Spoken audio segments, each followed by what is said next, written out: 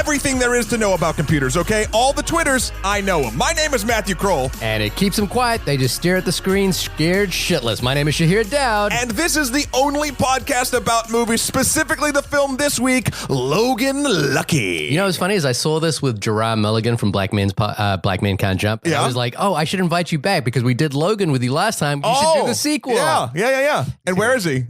He didn't make it. He didn't make it. He had better things to do. Oh, well, thankfully our listeners don't. No, maybe they do. They can at least do it while they're on the go. This is a special episode. It is. Well, it's not really. Why isn't it? It's a special episode for me. Why isn't it just for you? Because it's Steven Soderbergh, someone who I love to talk about. Okay, well, you have a whole hour. Yeah, so let me just step up to the mic here. Oh, I'm already at the mic. You're sitting up to the mic. Let me just stand on the podium. Yep. I'm already pretty tall, so I don't need to do that. Okay. Audience is just you, so this is awkward. Well, Zoe's around here somewhere. My cat Zoe. Yeah, you could pull up. This is gonna be great. Okay. I can see you falling asleep already. What? I'm sorry. I was busy with Overwatch. But yeah, so you're psyched. I'm psyched that you're psyched. Great. That's good. Yeah. That's a good start. I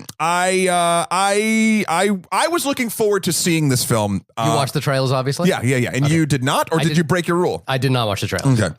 I watched them afterwards. Just the story of this film, I found just fascinating and a much-needed sort of palate cleanser. Now, everyone listening, ladies, gentlemen, boys, girls, children of all ages, where I sit on my, and if you don't, it's on the side heavily of Marvel and big action nonsense silly film. I thought it was going to be on that chair that you're on. Okay. But the cool thing about this was I need palate cleansers. I think the way you described it last week was that you said that you needed something light after Detroit. And I mean, well, there's that's the other aspect of it. But a lot of stars aligned where I felt this film would be very good to watch and review. Okay. So I was psyched for it. Sadly, I did, like the rest of America in big cities, I did sign up for MoviePass now that it's $9.99. I did the same thing. So for listeners who don't know, MoviePass is a service that allows you to basically pay a monthly fee and go to as many movies as you like for that month based on that monthly fee. Traditionally, or not traditionally, but up until now, that pass has cost $50. So the actual economic fulcrum that made it worthwhile was meant that you had to go see 5 movies in a month, which for me actually doesn't break. Because we really only see 4. Yeah, exactly. But MoviePass, in an effort to try and broaden their service, and rightly so, dropped the price from $50. I think they had dropped it previously to $30 as well. Dropped it down to $9.99 or $9.95. Sorry. Yeah. Which meant there was a huge influx of people buying into it. AMC is all pissed off about it because AMC doesn't want to have people paying $9.95 to another service for their ticket. It is a really weird. It's so strange. It's a strange service that basically circumvents the way you buy tickets. And I think there's 2 parts to this. Yes. There's an operational part, which is that what they do is they probably buy tickets in bulk and reimburse themselves for the tickets that they purchased. And what they give you is like basically a MasterCard. Yes, it is a MasterCard. I have it in my wallet. Yeah, and then you go to the movies and you use that MasterCard to buy a ticket, and then they exchange what you've paid them for one of the tickets that they've bought. Now, here's the weird part. This is the part that kept me away from it for so long, even at $30, was you have to be in a general proximity. You have to sign in on an app that finds your location. It locks you in to make sure you're at that theater. Then it allocates the funds to your MasterCard. Then you can buy the ticket with your MasterCard. So what you can't do with this, which is a big problem for premieres and things, with assigned seating and whatnot, you can't buy your tickets 2 weeks in advance. Well, actually, you might be able to if you walked to the physical theater to do it. I think it also prevents you from giving your movie pass to other people. Yes, it has to be tied to your phone. And I get it. There are, I understand, but I still, I'm not an economist. Yeah. I don't understand how. Oh, well, so they'll make money and it's the Facebook Google model of business. Because they take your information. They're taking your information. Right. They're selling the data and analytics. And in fact, the company behind MoviePass is an analytics company. Okay. So they're not really interested in the movie. They basically just want to collect data on your movie going habits. And why is AMC mad? Because they didn't think of it first? I think AMC is mad because it, again, lowers their ticket price. But not for them. Do you know what I mean? Like it's Well, I'm not. Again, because you're paying $9.95 a month. I'm not sure how. But MoviePass is still paying full price for the ticket, and the difference. They might not be. They might be paying. They might be buying in bulk, like I do from Costco or something like that, where you can pay for a single movie ticket for $10. I just don't see AMC even starting down that road. So I would imagine the only, and again, this is all purely hypothetical, but I imagine the only way that MoviePass actually lets this, that AMC allowed this in the first place, is they really can't control legally who buys their tickets for the amount of money that their tickets are being sold at. So, and I think the difference between $9.99 a ticket and how much your data is actually worth, which is funny because it actually has a pretty decent monetary value. Your habits online and in the world. I think aggregated your value. Sure, over your lifetime. Holy shit! No. What I see, nobody cares about. What you see, nobody cares about. What everyone in Astoria is seeing at one given time, is worth money. Yeah. So I think that's where the price. And again, I don't know. It's just strange. And now AMC is bucking back. They're like, well, they wanted to fight back, but unfortunately, the only way they could do it is a kind of a shitty thing, which is they would have to cancel MasterCard payments, and that's not something they can do. Because this is how MoviePass circumvents the whole system. As far as the movie theater is concerned, you're just using a MasterCard. Yeah. Oh, it's so smart. So I'm sure there'll be some sort of legal battle to ensue to follow this. Again, read that book by Edward J. Epstein, The Economics of Hollywood. It's a really worthwhile read in the way in which movie theaters recoup money from movies. And the thing that I found interesting, in particular to the context of some things we've talked about in the last couple of weeks, is making the experience at a movie theater better. Yeah.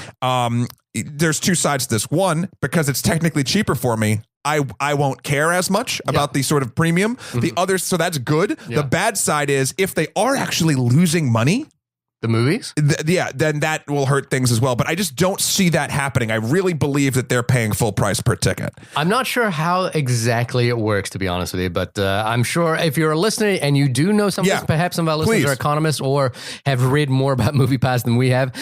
If you have, please write us in at onlymoviepodcast@gmail.com. Hit us up on Twitter at onlymoviepod. Please leave us a review, even if you don't like us. No, don't do that.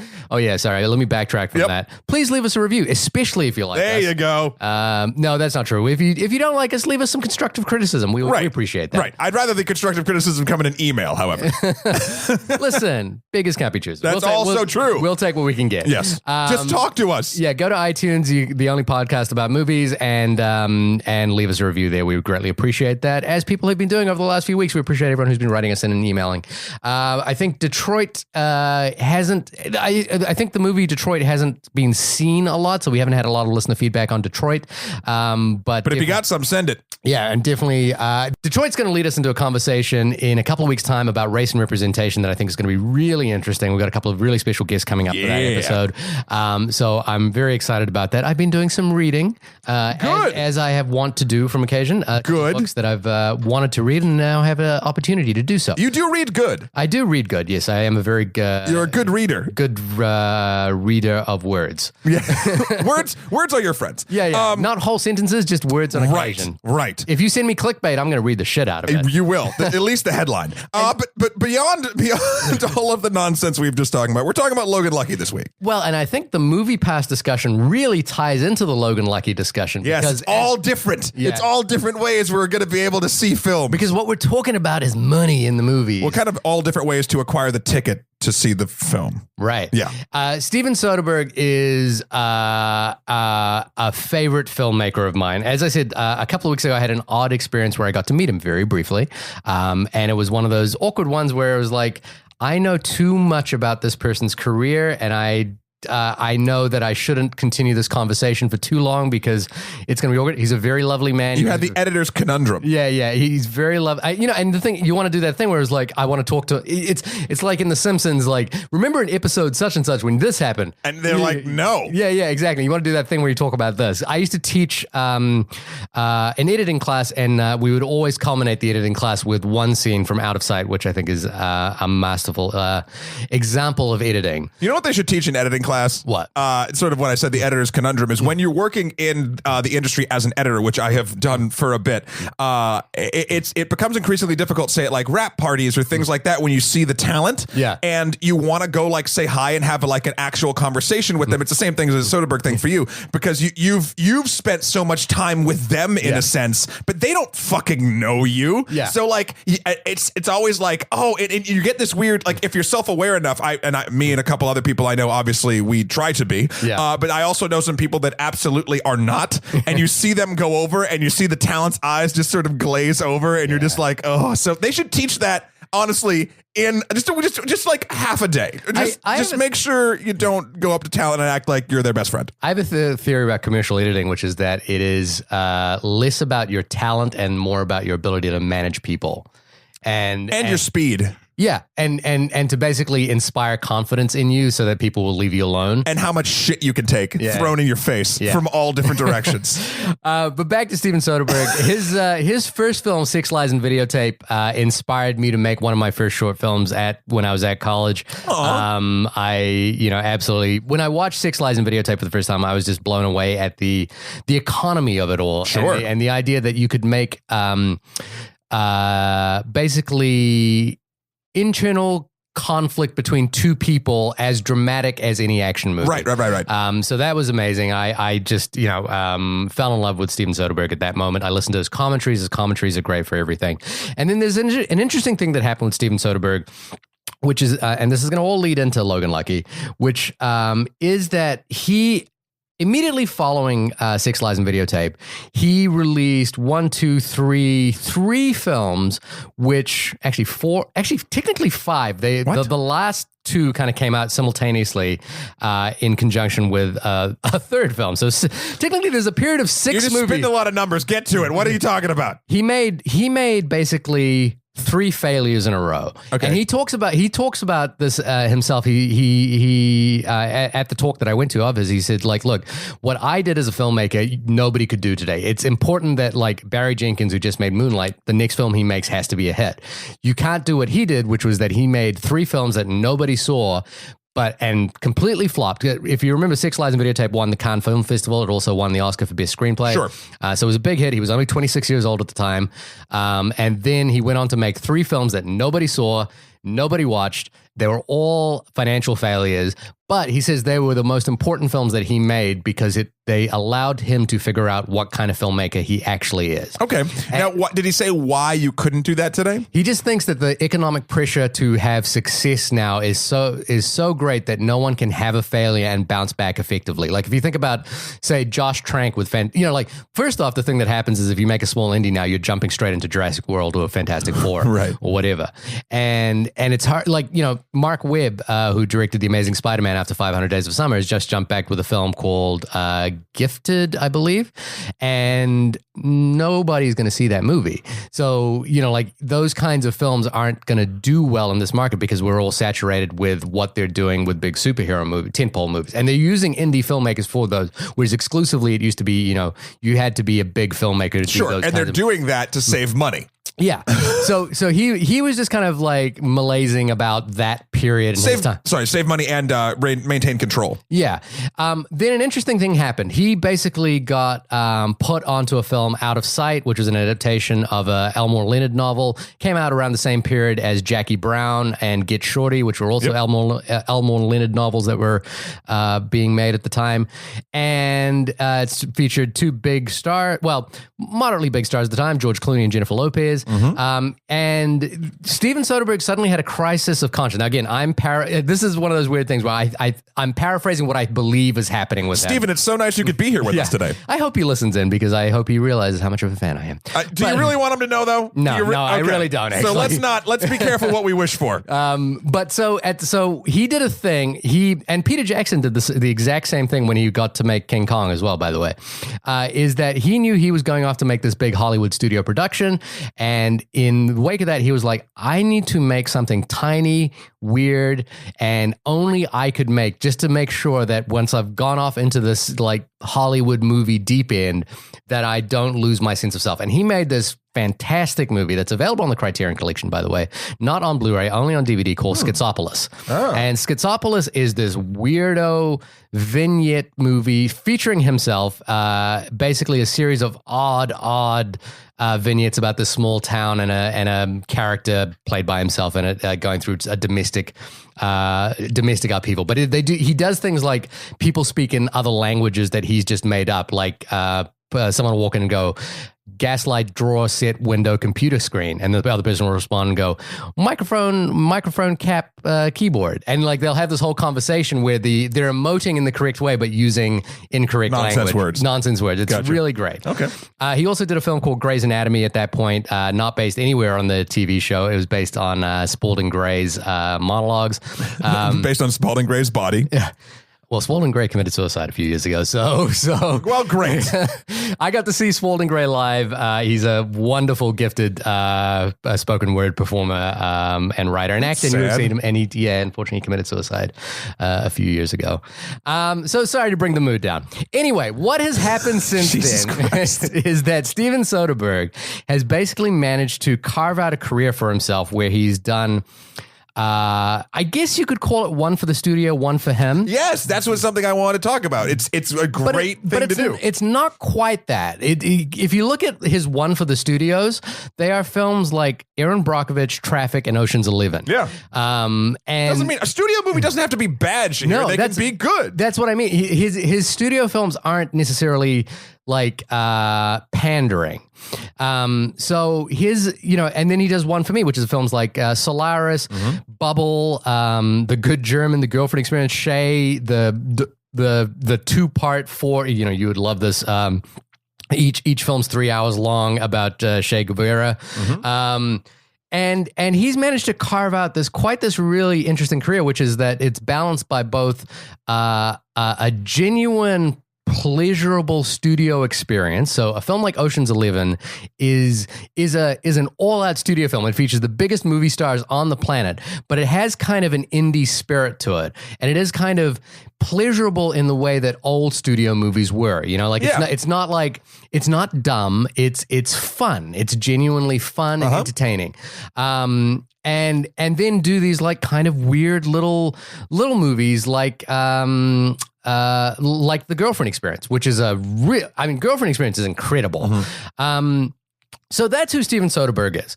Now, where are we with Logan Lucky? Steven Soderbergh decided to try an experiment with Logan Lucky, which is that he wanted to cut out the studio entirely because his feeling is that the mid-range studio film, the $30 million studio film with, maybe a name attached to it, but it's an interesting conceit, is kind of going away. Yeah, it's 100% it is. There's no question. So what he wanted to do was remove the studio from that equation and keep creative control entirely in his own hands. And he did that by doing two things. First off, he raised his budget by selling off all the foreign distribution rights. So he raised the full $29 million that was the budget of Logan Lucky by selling off all the foreign distribution rights. And he did that by having a couple of movie stars attached to this movie. One, of course, is Channing Tatum. Yeah. And then the second thing he did was sell everything except the movie showing up in a movie theater. So to pay for advertising, prints of the movie, post-theatrical rights like HBO, Netflix, VOD, all that sort of stuff. And then he puts the movie into the movie theater using a smaller distribution company and pays them a flat fee instead of them taking a cut of the box office receipts. Right. And the company in this case is Bleecker Street, which I believe is owned by Kevin Spacey, or is in some part partners. Yep. Kevin Spacey. So that's where we get to with Logan Lucky. It's basically this strange little experiment where he's making kind of a populist film that has no studio attached to it, where he raised all the money himself and he's trying to maintain complete creative control. So two sort of small things about this. One, I love the advertising campaign for this movie and the length that it was and how it was ran. Okay, because I didn't. So basically, you know how normally like a big time director, if a movie's coming out, or even if large actors are attached to a project, you see the trailer like, and you probably put your headphones in, so maybe you don't realize it as much. But like you see it months just over, and especially when you see as many movies as we do, just over and over and over again. I'm just like, I don't give a shit, and I understand repetition. Not everyone sees as many movies as we do. Blah blah blah. But this was very pointed, and it was timed right at the end of the summer. Yeah. And it was, I think, honestly, other than maybe one internet trailer way back when, I didn't see trailers for this film in theaters or even any advertising anywhere before at least maybe a week. There's actually a financial reason. I know, but what I'm saying is he spent his money. They spent their money wisely. Yeah, he said basically he had a small budget for trailers and posters and that sort of thing, and he decided that the smartest thing to do is to release those right before the movie gets released. Don't release them like a month out or a year out. And I think it is. I'm hoping, and we'll talk about money that it's made so far. But that seems like a logical thing to do. So I'm very impressed with the restraint and very impressed with the sort of the fiscal responsibility and almost savvy of it. The other aspect is, and this is I feel like we've been sort of lavishing praise on this kind of style of thing, which I think is great. The downside to this, obviously, or maybe not as obviously, but I don't know, is not anyone can do this. No, Steven Soderbergh. Steven Soderbergh can do this because he's played the game so long. Yeah. He's won Oscars for Best Picture and Best Director. I think he was the first director in a long time to be nominated against himself. He's been on the wheel for a long time before he broke the wheel. Yeah. So he's not Daenerys Targaryen. He is more like a Jon Snow, I guess. Well, or more like a. We'll find out. Yeah. We'll find out. By the time this episode releases, we'll probably know. Yeah. I think that's just something, even though it is sort of an amazing accomplishment and something I'd like to see more of, especially from filmmakers that I enjoy, to let them have creative control, because that's why I'm going to see these things. It's not because Sony's putting out a thing. Like, do you know what I mean? So shout out to Sony. Well, let's talk about the numbers just before we get into the movie. Sure. And it's not good. I know. All of the hope. The hope is, this is a $29 million movie with stars attached for a back end. And unfortunately, at this stage, it's only been out a couple of weeks, and maybe it'll find a new home on home release. This is what I'm thinking. Yeah. I think that's what will happen. But it has earned $15 million. So it's been out a week, right? At this point? 2 weeks at this point. Has it? Okay. Yeah. The interesting thing about this, and I wish we had more sort of full analytics available, but I would imagine that this film will stay in theaters longer due to the timing of its release, and therefore due to positive word of mouth. I think it will still slowly trickle away. Like, I honestly don't think it. Maybe this is a little bit more hope than logic, but I don't think 29 million in the theater is a far-fetched idea. Right. Obviously there's a thing that happens with movie marketing, which is that it's not just the budget of the movie that you need to make back. It's the marketing of the movie that you need to make back. And in the case of big studio films, that's actually that can be significantly more than the film itself. Sure. But this, it felt like they kept it lean. Well, to an extent, but there is still, it's a lot more than $30 million that they need to make back. And if they've only made back half the budget at this point, they're in some trouble. Now, I think that this is an interesting point now. So I hope that the sort of rambling history of Steven Soderbergh, I think it's important, didn't seem superfluous, because I think it points to a couple of things that I think are interesting about this film in particular. One is that he is a populist. Two is that he has an experimental bent. Three, that there is a lot riding in terms of the way this film is financially set up. And because of that, to me, this film feels like a calculated experiment. Yeah. And if it's a calculated experiment, I think one thing that it could do well in, and one thing that it is actually really possibly the place where they could make a lot of money, is I think it speaks to a part of American audiences that don't get seen in film a lot. It's the NASCAR driving, they might get seen, but not in a actual caring sort of realistic, and I use realistic in a weird term, but not just like a caricature or ding ding ding ding ding ding. But it's that thing, like whenever New Zealand's mentioned in a film, New Zealand. You jump on that. We jump like there was a thing when in Mission Impossible 3. Tom Cruise mentioned Lake Wanaka, which is a lake in New Zealand, during some monologue, and it boomed tourism in New Zealand because of that. And also, so crazy. New Zealanders turned out in droves for that movie just to hear him say Lake Wanaka, which is crazy. But I think what I mean by that is that this film is essentially Ocean's 11 in the Midwest. Is West Virginia in the Midwest? Is that kind of American geography I'm really bad at? No, let's go with that. I've lost all street credibility immediately as I talk about You that. never had street cred in America. In New Zealand, you got street cred. I got street cred up the wazoo. Yeah. In Lake Wanaka, you can. I'm a big deal in Lake Wanaka. That's where I think the real potential for this film to like make money. Now the question is whether that audience turns out and pays money to see this movie. Like whether that is an audience that wants to see themselves on screen. Well, I think with it being a calculated experiment, even if it doesn't make all of its money back monetarily, I think the data that they accrue on all this sort of experimental, not only production, but release and distribution will be helpful moving forward. Much like MoviePass that we were talking about beforehand. Like it's all about data. It's all about what you sort of do with it. Yeah. And I hope that even if this is not a dollar bill y'all success, that Steven Soderbergh takes this, figures out with all the data that he's gotten, and doesn't just give up on trying to do this again if he wants to. I think the other thing with Steven Soderbergh is he is very encouraging of new filmmakers as well. He has had a long history of supporting new young filmmakers, and including one Christopher Nolan, by the way. He was Christopher Nolan. He was one of the first people to watch Memento, and he was very disappointed when nobody wanted to distribute Memento, and he encouraged a few people to get behind that film. He also, I read, this is an anecdotal story, he was at one point, his friends apparently had to like intervene because he was giving so much money to young filmmakers. I mean, that's better than like a lot of things. Yeah. I mean, he also, if that's your vice, he also owns a tequila company and a few restaurants. So, whatever. Well, So I think one thing that this will be really useful for is like encouraging new filmmakers to get on this kind of bandwagon. And hopefully, maybe we'll see, maybe this might be, he called it the back nine of his career as a filmmaker.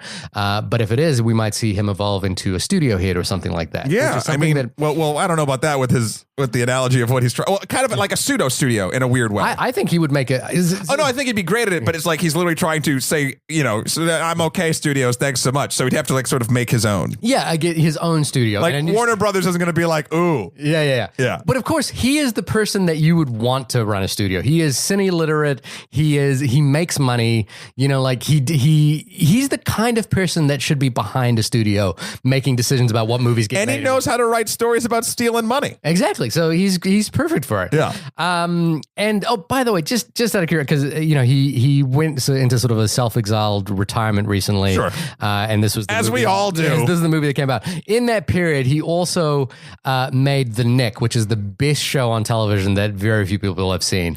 Hey, remember when we take breaks and then just make TV shows? Yes. That's our vacation. Go watch The Nick. The Nick is phenomenal. And I will bring The Nick back up in our race and representation conversation as well, because it does some phenomenal things in terms of that.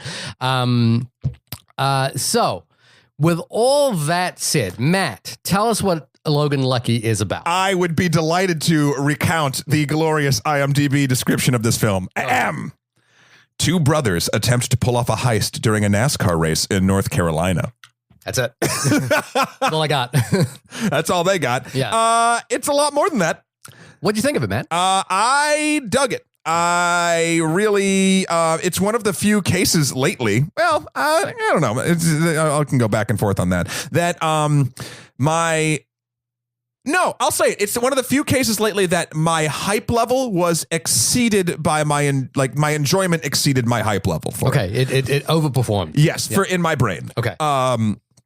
Now, lately, it's either things surprise me or things are just equal it or sometimes disappointing. Hi, Dark Tower. But that was my fault. That wasn't, well, it's everyone's fault. But no, I really dug this. I really liked how, kind of like what you said, the idea of main characters in this sort of like Midwestern or like, even down south, depending on where you're looking at this from. Normally they're kind of seen if you're playing really sort of caricatures of these people, they kind of just seem, I mean, in most film, a little bit losery or like a little bit sort of just like bumbling around. Yeah. And it was really refreshing to actually see like, it's not just like blunderers with a heart of gold. They actually like at the, spoiler alert, I guess, but not saying anything quite, like a lot of these characters outsmart a ton of other characters that basically don't think they have it in them. Right. And I really dug that.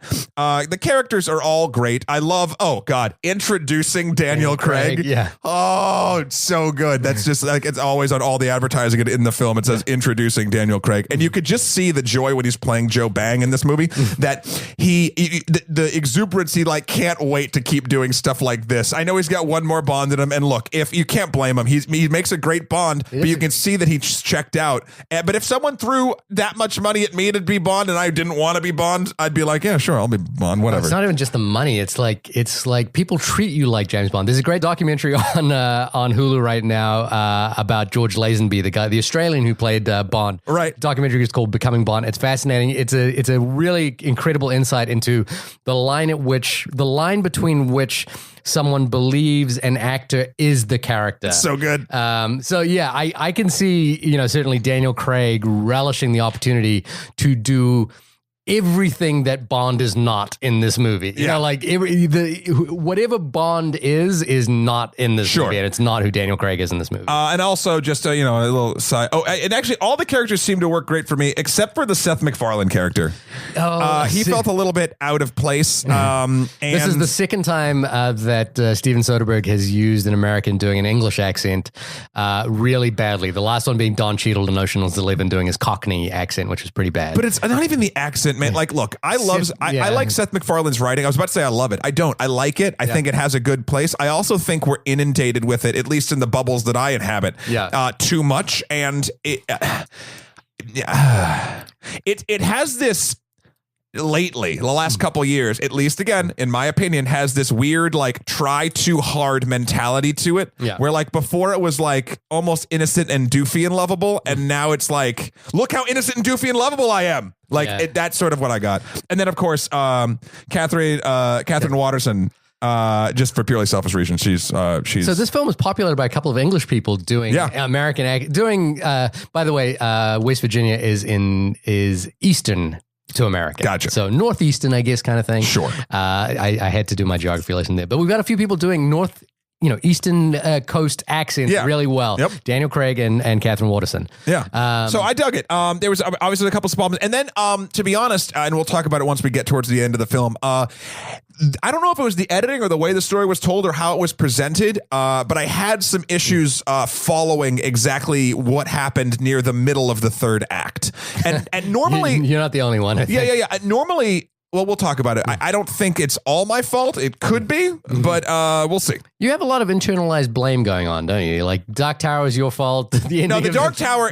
My hype for Dark Tower is 100%. Yeah, I'll blame myself. Like There's a lot of self-flagellation going on. Seeing that trailer and just blindly being like, I want this to be good, therefore I think it's going to be good. No, it's actually the curse of positive thinking, and that in that case it didn't pay out for me. Right. Now it's their fault they made a shitbox film. It's my fault for being excited about their shitbox film that I saw all the signs for. We don't go to the movies together very often, but I would love to see you walk out of a movie going, God damn it, Matt, why'd you do this to yourself? Yeah, and then I get the rope.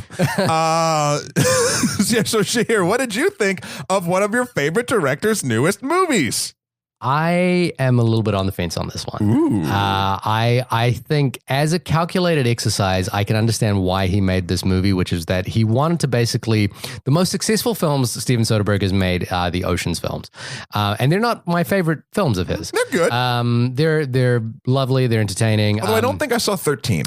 13. Now, this is the thing. 13 is Steven Soderbergh. I've heard of him. I heard of it. Look, and this is one of those things where I'm so passionate about this person's career. I've seen every film he's made, every TV show he's made. I follow, and he inspired me as a filmmaker, as a young filmmaker. He probably shouldn't listen to this. He probably should not listen to this. Steven, just stop right now. Steven, I'm sorry. And look, a couple of things about Steven Soderbergh again. This is You're talking about like Edgar Wright for me, or like you're just reacting in this sort of same regard. I love it. A lot of people don't know this. Maybe people who are inside baseball kind of know this. Steven Soderbergh is pretty much Robert Rodriguez without the kind of self-awareness or the salesmanship of Robert Rodriguez. In that, he is his own DP. He is his own editor. Peter Andrews is his DP, but it's actually him. So he shoots all of his own movies.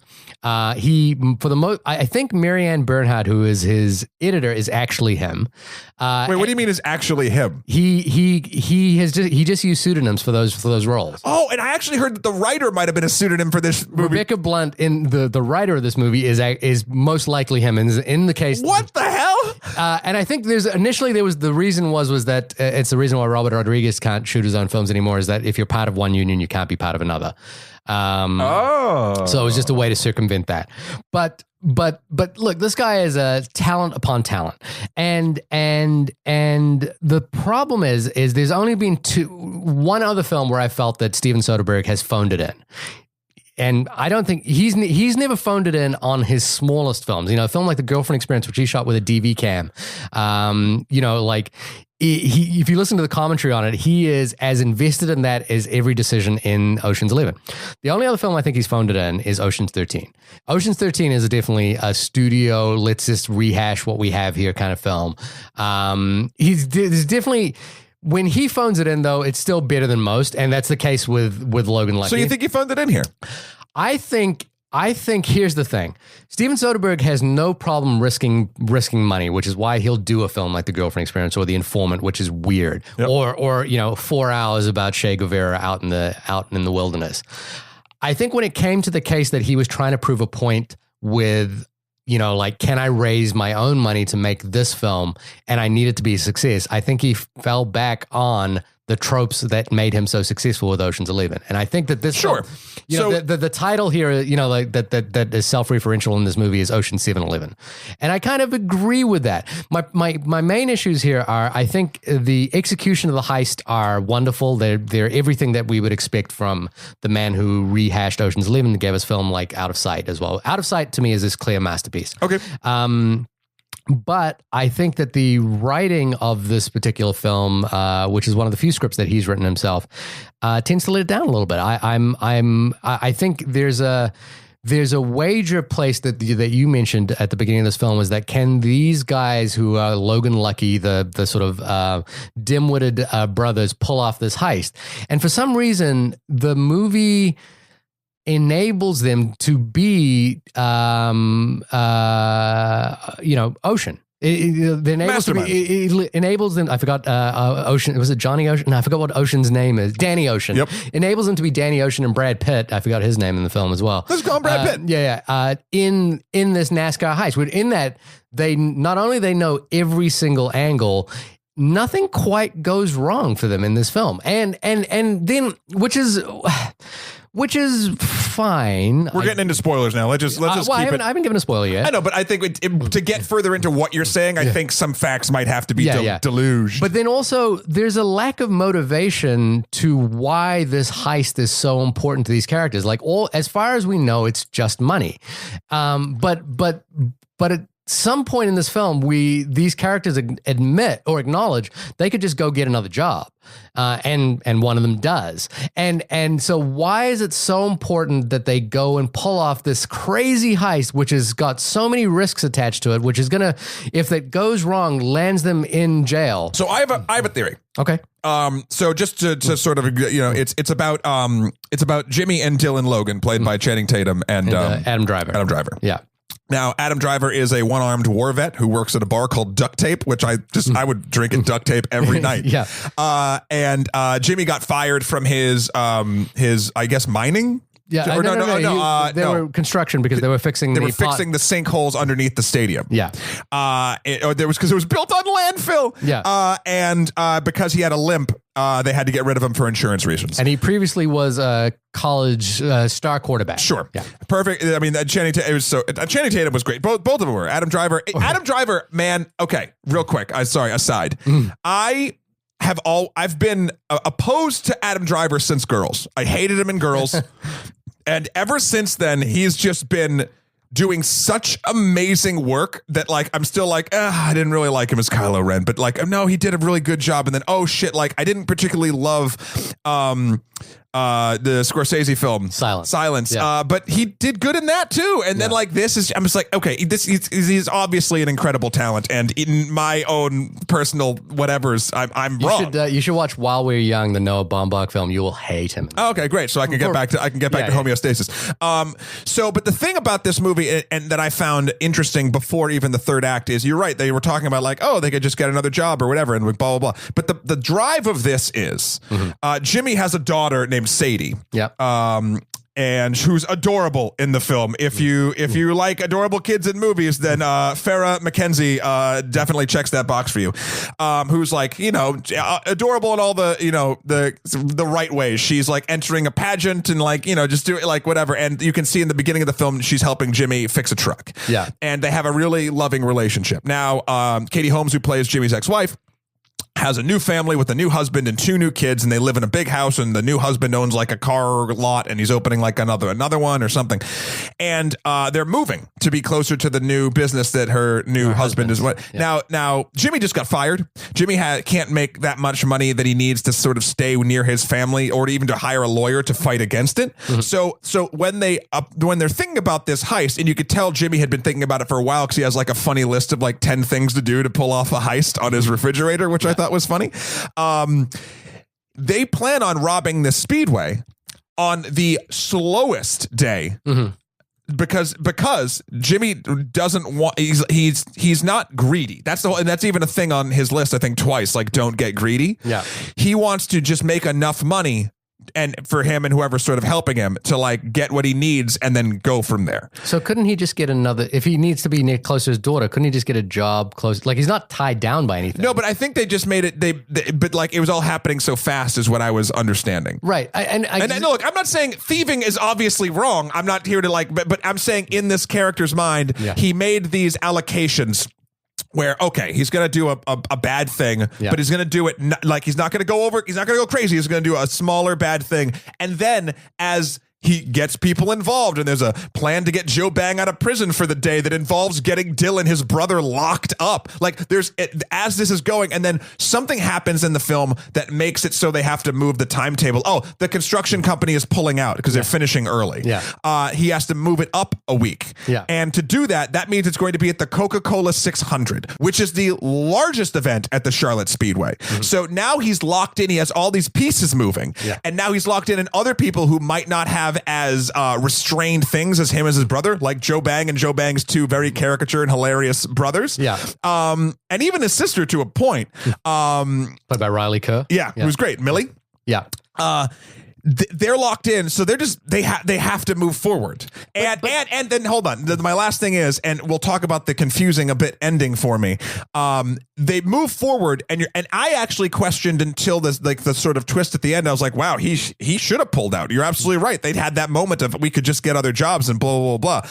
But then they outsmart not only the system, but they managed to just get what they need anyway at the end. Now, is it a clean way that the story gets us there? I'm not sure. But as far as a character motivation is concerned, I 100% buy in that they made adjustments. They changed their plan, even internally with just the 2 brothers or just the Logan family.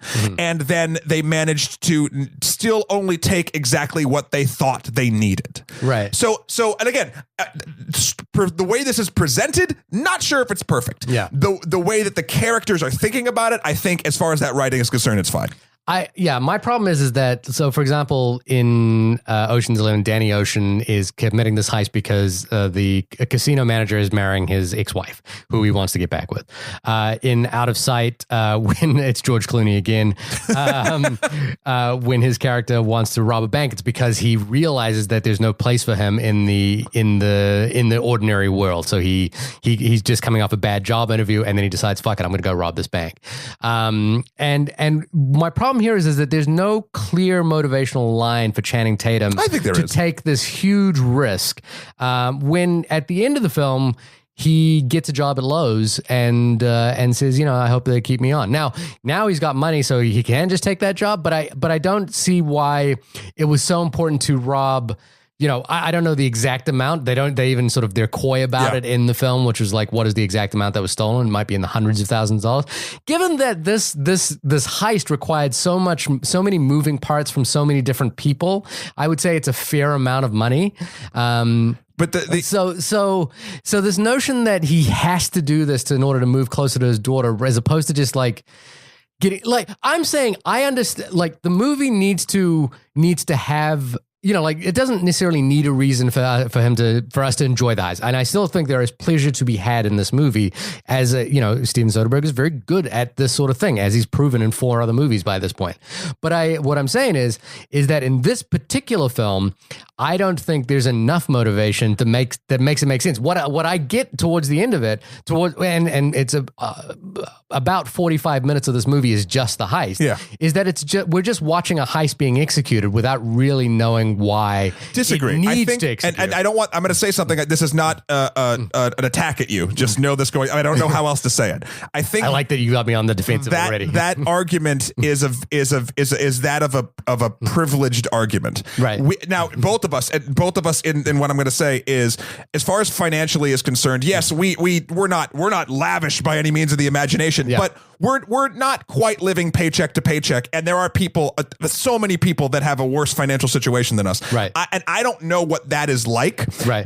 Maybe he could go get a job, but they even say it's like part-time when he works at Lowe's. Yeah. Like, I don't think it's, and especially in the world that this movie shows us, I don't think it's that easy. And it would be a thing where, he might be able to do that, but then he's away from his daughter for like 8 months or like something, and he doesn't want to miss her growing up. Like, so I get it. And I don't, it's problems that I see and know I can't fully understand. Right. And that's why I think I just bought into it. Now, there's also a secondary argument too, which is, again, we know I'm a character guy.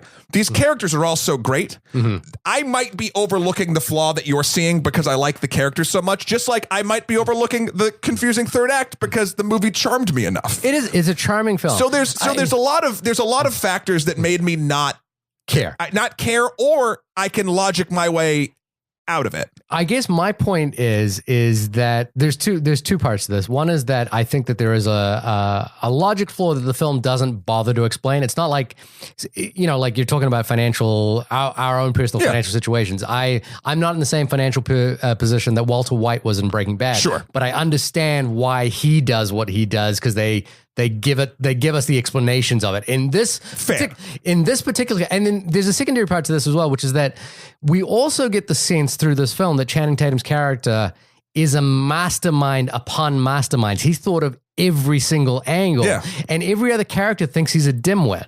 So I'm kind of like, well, what is the character motivation that gives us that? And I don't think it's present in this film. So that's problematic to me. Okay. The second, then just the other part of this is that I think generally this is a rehash. It's a calculated rehash of Ocean's 11, the most successful film that Steven Soderbergh has done.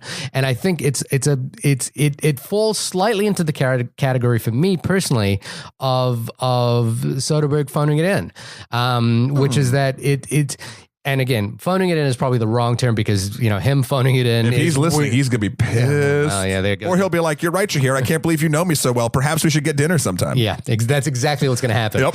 But I, I would. He made a film a few years ago called Haywire, which is introduced us to, was her name Gina Carallo, the MMA fighter? Yeah. It's not a great film. It's not. In fact, it's not. It's one of his not so great movies.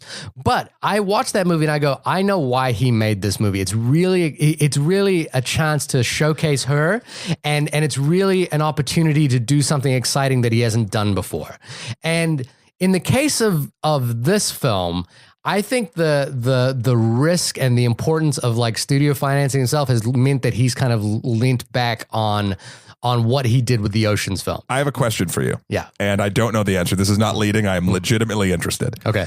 Do you think that you're so like just neck deep in Soderbergh lore and your love? No, I'm not. That's not even trying to make that joke. Like do you think that the fact that you live, breathe this person and their career Do you think that hurts your ability to just go along and enjoy this ride? I think it's an enjoyable film. I do think it's an enjoyable film. My thing here is that Soderbergh works on two levels, which is one is that he makes populist enjoyable films like the Ocean's film, which I enjoy and I think is a good movie. Sure. And then the other side is the experimental, like let's make something strange and weird. So on that first side, which is what this movie falls into. Yes. I think it's an enjoyable film. I think the first half of it is a little long. I think it's a little slow before the heist gets going. Development, baby. But I think the film is a little undercooked. I genuinely think it's a little undercooked. I think it's an okay movie. Okay. So that's just watching it on as a reviewer, as a person watching a movie. I think this is a sort of a little bit undercooked but pleasurable. See, it's funny. I think I agree with that to a point. I think the parts that we think are undercooked are the exact opposite parts that are because you're saying you have a little bit of trouble with the beginning and sort of the motivations and whatnot, which I don't have a problem with at all. I have a problem with the end. Well, the end ties up the motivations a little bit as well. Yes, but okay. But then just finally is that if the thing I would have liked to have seen is if you're going to go out on a limb, there should be a little bit of a, for the heist, in the heist genre, there's always the one last heist kind of idea, like the one last. I got one more in me. I got one more in me. I'm going to pull off, and it ends up being the greatest heist I've ever pulled. Yeah. And I think if Steven Soderbergh is going to, if he's, he said himself that he thinks he might be on the back nine of his career. Is that a sports reference? Yes, it is golf. Okay. If he genuinely thinks that, I want him to go out with something that is new and especially if he's going to use this model of economics and finance that is new and untried before. I want him to do something strange and unusual. And I think also, well, you got to meta this, Shahir. You got to look at it from the big picture. He's going to be able to do that because he did this. I don't think he needs to do this. And the thing is I do think this is a bit of a rehash of Ocean's 11, just sitting in the Northeast. To be honest, and I don't know, it might just because it has a new movie shine to it. Yeah. I like it better than Ocean's 11. But you see what I'm saying? It's not like The Limey, or it's not like Out of Sight, or it's not like The Girlfriend Experience. It's not like it's kind of in that zone. And the last time I saw him do that kind of film was Ocean's 13, which is a film where I watched it and went, we've kind of done this before. I don't really need this movie. Okay. And look, there are pleasures to be had. I wish this movie every success. I really do. I want this movie to set the way for the future. Well, you're not acting like it. Yeah, but as a movie on its own terms, I do think it's slightly undercooked. It rehashes territory that I think, as we've seen in other movies and we've seen in his movies before, and I think it lacks some motivational impact, which could have made it great. And that's where I land on it. But there are pleasures to be had. He's fucking good at making these kinds of movies. Yeah. So. And Daniel Craig steals every scene. He's so good. Just that. So and it reminded me as well as I think, because this movie has so many big name actors in it, kind of, it's kind of like Smokey and the Bandit or something like that. Or, it's got so many people who are just willing to drop into this movie because you know who I didn't like? Yeah. It was Hilary Swank. Yeah. Yeah, but it was because it has Hilary Swank. It was because of the silly accent. Now I'm a Fed, so I'm going to talk like this. I was like, ugh, that fell into Seth MacFarlane territory for me. I just but it's got but Seth MacFarlane drops into this movie. Now he detracts from what this movie is. Clearly, in terms of I know I'm making it sound like a bad movie. The only thing that's bad in it is Seth MacFarlane. He is the only thing that detracts from the movie as a movie-going experience. Because he doesn't feel like he fits. Yeah, he doesn't feel like he's in this world, and whatever he's doing doesn't work. Now, granted, he's an as a character, he's an outsider to these people, but you still want to make the world believable, and the only time I didn't believe what was going on was when he was on screen. Exactly. So he's the only part of this movie that's not, that would be a reason not to spend your money on this movie. But that's such a tiny part of the movie that's not the case. The movie works very, very well, and it is pleasurable and it is enjoyable. It's just okay. So okay, I got to talk about the ending. Okay, let's go jump right into spoilers. Could you explain the ending to me? What you thought? Because so the heist happens, but then he gives, supposedly he has a change of heart. Jimmy does. What? So that's what you're led to believe. That's what the story leads you to believe. He had a change of heart after like seeing which is why I don't understand why like people aren't coming to kill him right away. Yeah, I don't know. This heist also requires a lot of things happening, a lot of moving parts where... Well, all these things do. But there are some moving parts in here which have no correlation to the heist itself. Like, for example, the warden of the prison not calling in the fact that there's a prison riot at his prison, like, really helps the heist move along. Sure. It's sort of like... Hey, Logan lucky, baby. Yeah. So I'm not saying luck did not play into this plan, but whatever. So it's happened. And then why in the story before we learn the twist, are we told as an audience that he's going to give the money back? Or leave the money and make an anonymous call to give the money back to the speedway? Wait, say that again. Why does Jimmy, quote, give the money back? Why are we led to believe he does that? It's something with his daughter, correct? Or something, or did too much go wrong? Yeah, I mean, this is the thing. The reason, there was a couple of reasons I thought that he might have done it, and it changes as you're watching as well. I thought that the fact that they couldn't get back the brother's arm might have meant that he knew they were going to get caught. So if you just give the money back, at least, like they probably won't pursue them as much. That was one reason. Okay. The second reason was the don't get greedy kind of thing. The third reason is this kind of unmotivated character part where I was like, oh, is this the thing that we're coming to learn about Jimmy, which is that he wants to prove that he can do this, but he doesn't actually want to do it. None of those things ring true because what does actually end up happening is that this was part of the plan all along. And it's kind of like the Ocean's 11. This is that part where it's like Jimmy, this character who we know is kind of like a failed college athlete who works these sort of like blue collar jobs, seemingly is a mastermind, is a psychological mastermind. So I never had a problem making that jump because I think that while the walks in life that he's taken and the things that have happened to him, at least what was presented, that's one thing about him. But like people but there's nothing in the movie that says, yes, there is. Like people in real life, every interaction he has with like another character, even though he's talking with a drawl and might say things a little bit slower, like it's not the accent, it's not the drawl. But let me finish. The things that everything that happens, even small interactions with people and other characters as him, I buy that there is a lot going on, not to make a pun that makes sense, but under the hood. I buy that he could be this and just give him the right shot, he knows what to do. Do you remember that was not where I thought you were going. The John Boyega character gets handed a lightsaber, and suddenly he wields it against was it Captain Phasma or some No, it's a random stormtrooper. But isn't it like a stormtrooper? The stormtrooper has like a electro baton. Yeah, but like is a clearly trained stormtrooper, and all of a sudden Finn, who's never wielded a lightsaber in his life, is battling kind of effectively, right? And doesn't he battle Kylo Ren at the end as well? No, very briefly, but Kylo whoops him. Right. So, but this is my point. My point is this: is that Jimmy, like, figuring out all the angles, kind of comes at me like Finn suddenly wielding the lightsaber like he's a master. Well, disagree, because there are subtleties in that scene where he's fighting the stormtrooper. One, no matter how many times that stormtrooper twirls that electro baton, it's still a stormtrooper, so fuck him. Two, he always when Finn, stormtrooper we've never seen before. Doesn't matter. Doesn't matter. Stormtrooper, expendable. So it's main character versus expendable. Two, that fight. Finn was a stormtrooper, wasn't he? Yes, but he's now a main character. Follow along. So I love how I can just bring up an analogy for the sake of being an analogy. But now I have to prove. And you'll just go deep dive into that film. But Finn, that entire fight is not on the offensive. Okay. He's only defending, and he's not doing a great job at it, if you remember. Okay, so if you handed me a lightsaber right now, you think I would be able to fight?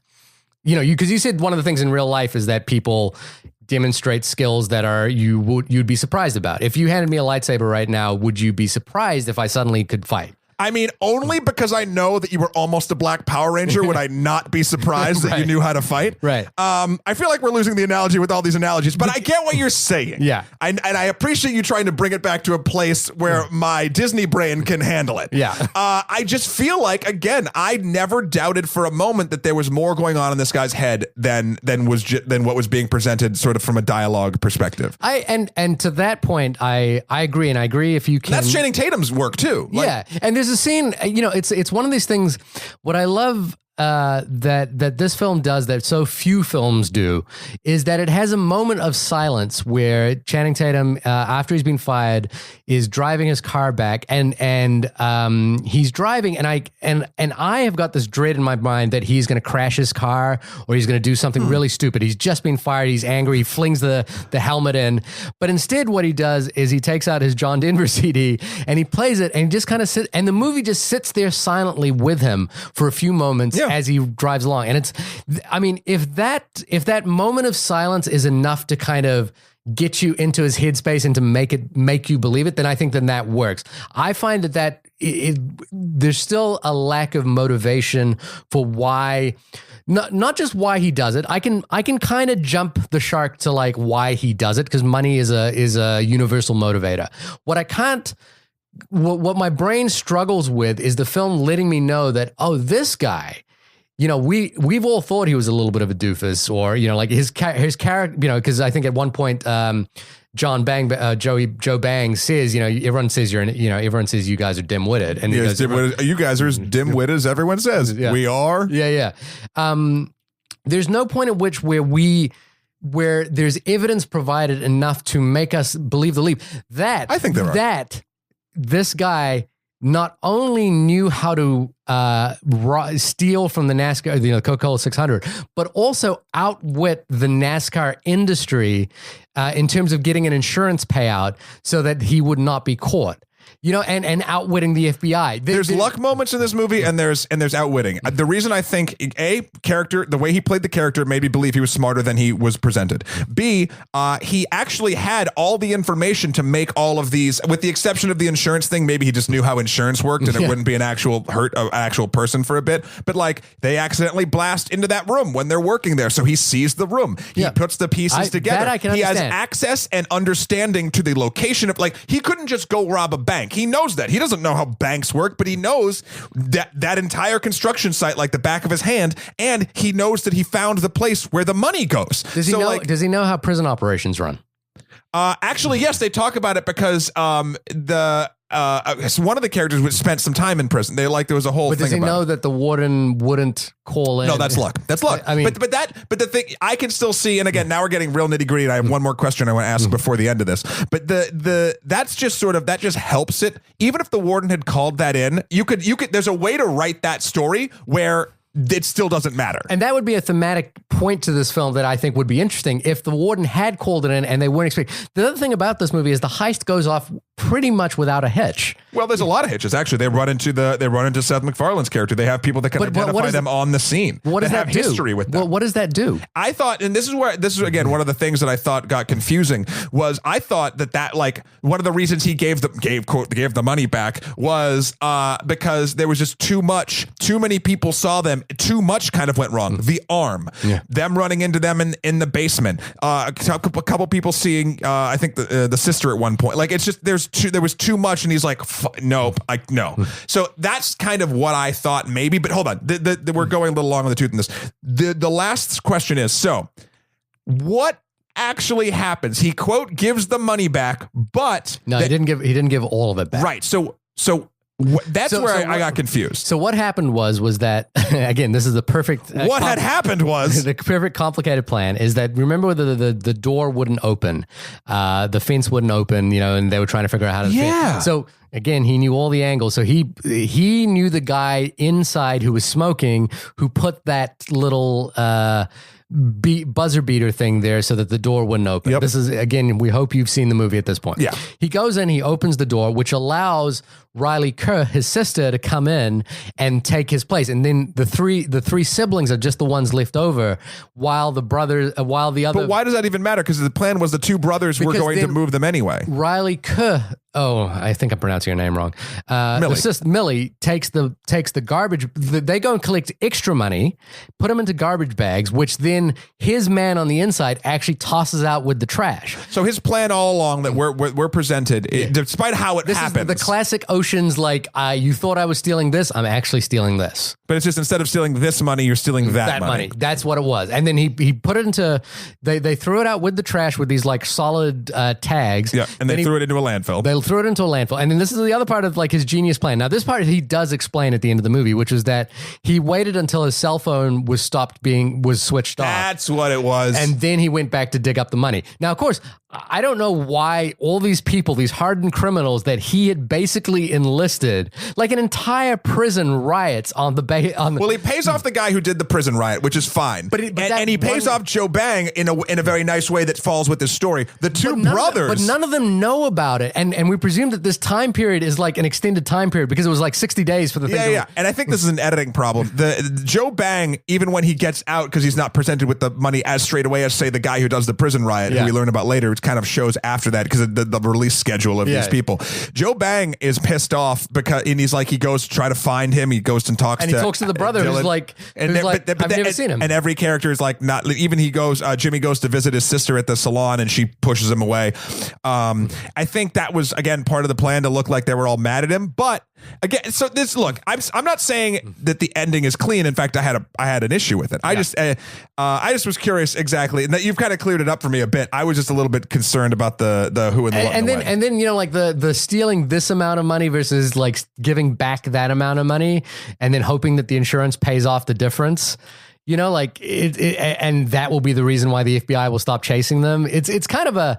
It's a pretty big leap of faith. You could also take it, and I see what you're saying, but you could also take it as he thought that maybe because they wouldn't have any idea because they blew those credit card machines and it was all cash and they'd have no idea how to figure out how much money was made that day until they counted it. Right. That beyond insurance or beyond whatever, he's not thinking about insurance. He's thinking if he leaves a super large sum of money somewhere, then that will be enough to get whoever's looking for them off of the case while still taking just what he had planned to take from the shitty day that they had originally planned to do. Again, he's northern, you know, like Easton Danny Ocean at this point, you know, like Danny Ocean's fucking. It's the same thing. No, but Danny Ocean's in prison because he is a bank robber. He's known for doing that. He's known this crew. He's known for assembling that. There's no reason for this character in this film, at least, to know that he is capable of all these things. But also think about the beginning of Danny Ocean and how he had to have just started robbing banks at some point and do it very successfully to get a crew and then eventually got caught. Like, it's the same shit. We're just seeing the birthing point of that from a different perspective.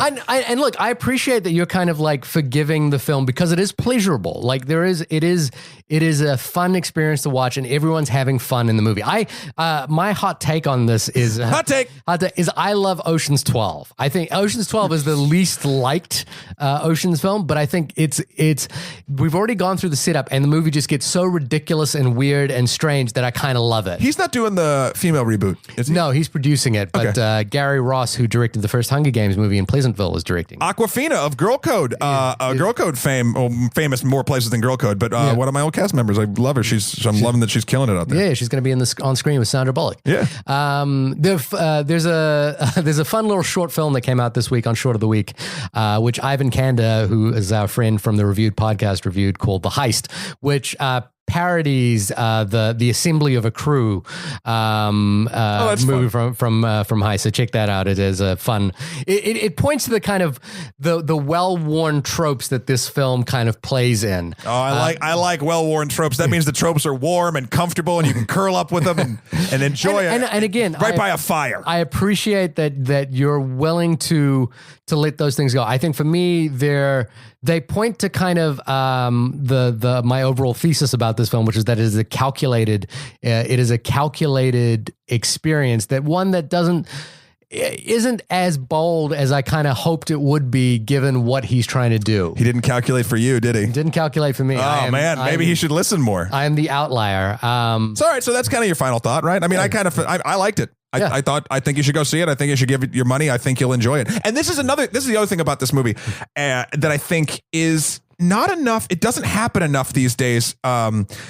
It's a movie that I could unequivocally recommend to anybody who likes watching movies, like even if I know they only like this or like that or whatever, I could be like, you'll like Logan Lucky, like you'll like it. Yeah. And there's something about, now obviously there's the argument, and I do agree with this, whereas if something is enjoyable by everybody, it's not going to be the most beloved thing by anybody. Does that make sense? And I think that's what he's that's what he's doing. That's what he's aiming for. Because it's smart. I know it didn't land. I know, but that could be miscalculations with the actual marketing, which I appreciated, or like things like that. So, but I could say if someone said, "Hey, what movie should I see right now?" That would be the one where to any like for instance, certain people I would say this film or that film because I know their likes and dislikes and where they fall on the spectrum. But if I had one movie to recommend to everybody, it would be Logan Lucky. Right. But you know, again, not without its flaws. We've talked about it. Anyway, this has been the only podcast about Logan Lucky. I think we've had some good conversations. Steven, if you haven't tuned out by now, I can give you, well, actually, how could you get in touch with Shahir? You're probably wondering. He's going to tell you right now. He's going to be hitting me up on Twitter going, you fuck, who the fuck? How does he do it? He wants to know. He could, me personally or me personally, ShahirDaud.com. That's SHAHIRDAUD.com. Steve and I was that weird guy at the suture event. I bet you were that you probably were trying to get away from. You can also reach us at Only Movie Podcast. Steven Soderbergh, write us in. Tell us why we're wrong about your movie. Don't write us in. Write Shahir. Specifically, yeah. And I'm sure I, being who I am, will try and debate you on that. Debate you about your own career. Oh, if you do, you have no idea what you're getting into. You can find me at Emperor MSK on Twitter, or Skeletor, the number 4 PREZ on Instagram, or MatthewKroll.com for my life and works. Thank you so much, everybody, for listening. We love to have you. Next week, are we kind of going back in time with a cybernetic organism? I would like to. I would like to go back in time with a cybernetic organism. Okay, I guess that's what we're doing. I love that we decided this right now, but I am down. Yeah, right. Okay, so for anyone right now, go see. I mean, if you haven't seen Terminator 2, you're a fool. But also, it's available now in 3D if that's your deal. I'm so curious. I am not going to see it in 3D. I'm just going to watch it at home. Okay, well, fine. I guess I'll talk about that. Yeah, you can. That's great. But hey, listen, I know now why you cry, Shahir. And it's something I can never do. I know. All right, we'll see you next week. Bye-bye.